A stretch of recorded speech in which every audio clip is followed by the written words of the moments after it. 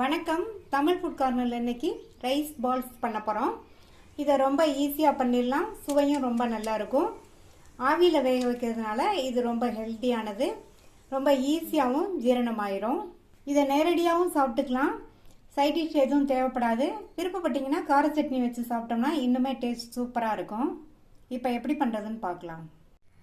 இந்த பாத்திரத்துல 2 கப் புழுங்கல் அரிசி மாவு சேர்க்கிறேன். இந்த மாவு பார்த்தீங்கன்னா இட்லி அரிசியை கழுவி காய வச்சு மிஷினில் கொடுத்து திரிச்ச மாவு.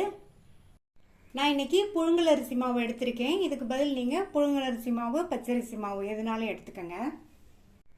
இதுக்கு தேவையான அளவு உப்பு சேர்த்துட்டு நல்லா ஒரு தடவை கலந்து விட்டுறலாம். இந்த கப்பில் 2 கப் மாவு எடுத்தோம். அதே கப்பில் 2 கப் தண்ணி இதில் சேர்த்துக்கலாம். இதில் 1 டீஸ்பூன் எண்ணெய் சேர்த்துக்கலாம். இந்த தண்ணி நல்லா கொதிச்சு வரணும். தண்ணி நல்லா கொதிக்குது. இந்த தண்ணியை வச்சு நம்ம மாவை பிசைஞ்சிடலாம். இந்த மாவுல கொஞ்சம் கொஞ்சமாக சேர்த்து பிசைஞ்சுக்கலாம். ஒரு ஸ்பூனை வச்சு நல்லா இந்த மாதிரி கிண்டி கொடுத்துட்டு அடுத்து மறுபடியும் கொஞ்சம் தண்ணி சேர்த்து பிசைஞ்சுக்கலாம்.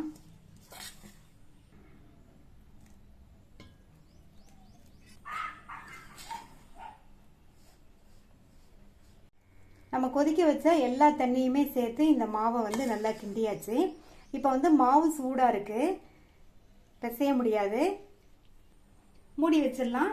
கை பொறுக்கிற சூடு வர வரைக்கும் மூடியே இருக்கட்டும். அதுக்கப்புறமா பிசைஞ்சுக்கலாம்.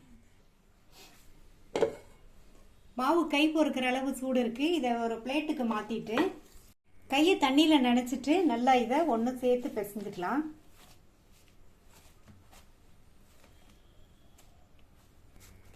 மாவு நல்லா பிசைஞ்சாச்சு. மாவு நல்லா சாஃப்டா இருக்கு. இதுல இருந்து கொஞ்சம் கொஞ்சமா மாவு எடுத்து இந்த மாதிரி உள்ளங்கையில வச்சு சின்ன சின்ன பால்ஸா உருட்டிக்கலாம். நல்லா ஸ்மூத்தா ரவுண்ட் ஷேப்பா எந்தவித கிராக்கும் இல்லாம இதே மாதிரி எல்லா மாவையும் பால்ஸ் மாதிரி உருட்டி வச்சுக்கலாம்.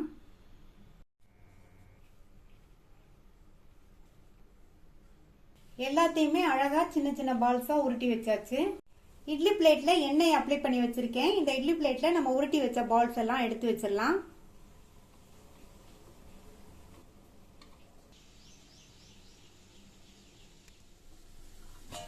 இட்லி பாத்திரத்துல தண்ணி விட்டு நல்லா கொதிச்சுட்டு இருக்கு. இந்த மாதிரி நல்லா கொதிச்சதுக்கு அப்புறமா நம்ம ரெடி பண்ணி வச்ச பால்ஸ் வச்சுட்டு மூடி போட்டுடலாம்.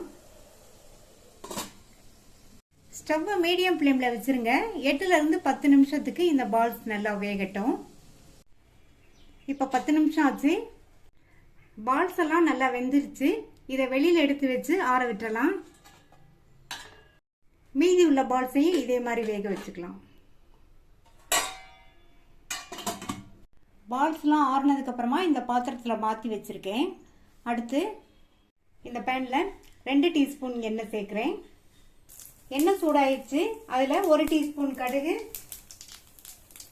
பொரிஞ்சதும் 1 டீஸ்பூன் கடலைப்பருப்பு, 1 டீஸ்பூன் உளுந்தம்பருப்பு,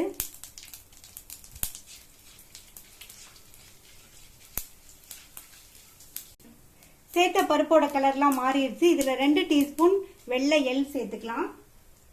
1 பச்சை மிளகாவும் 1/2 இன்ச் அளவு இஞ்சியையும் நல்ல பொடியா சாப் பண்ணி வச்சிருக்கேன். அதையும் சேர்த்துட்டு கூடவே 2 காஞ்ச மிளகாய், கறிவேப்பிலை, இது எல்லாத்தையும் வதக்கி விட்டுக்கலாம். சேர்த்த எள்ளும் நல்லா பொரிஞ்சிருச்சு. இது கூட 1/4 டீஸ்பூன்ல பாதி பெருங்காய பவுடர் சேர்த்துக்கலாம். சேர்த்துட்டு நல்லா மிக்ஸ் பண்ணி விட்டுட்டு ஸ்டவ் சிம்ல வச்சுட்டு வேக வச்ச பால்ஸை இதுல சேர்த்துடலாம். நம்ம சேர்த்து தாளிப்பெல்லாம் எல்லா பால்ஸ்லயும் நல்லா இந்த மாதிரி கோட் ஆகுற மாதிரி கலந்து கொடுத்துடலாம். நல்லா கலந்து விட்டுட்டு மூடி வச்சிடலாம். ஸ்டவோட ஃப்ளேமை கூட்டாம அப்படியே சிம்லயே 2 நிமிஷத்துக்கு இருக்கட்டும். இப்ப 2 நிமிஷம் ஆச்சு. இதுல நல்லா பொடியா கட் பண்ண கொத்தமல்லி இலைகளை சேர்த்துட்டோம்னா நல்லா வாசனையா இருக்கும். கொத்தமல்லி இலைகள் கொஞ்சம் அதிகமாவே சேர்த்துக்கங்க. நல்லா ஒரு தடவை மிக்ஸ் பண்ணி விட்டுட்டு ஸ்டவ் ஆஃப் பண்ணிருங்க. ரொம்ப ரொம்ப சுவையான ஈஸியா பண்ணக்கூடிய ஹெல்த்தியான ரைஸ் பால்ஸ் ரெடி ஆயிடுச்சு. இதை ஸ்நாக் மாதிரியும் சாப்பிட்டுக்கலாம். பிரேக்ஃபாஸ்ட் டின்னர் எப்படி வேணாலும் சாப்பிட்டுக்கலாம்.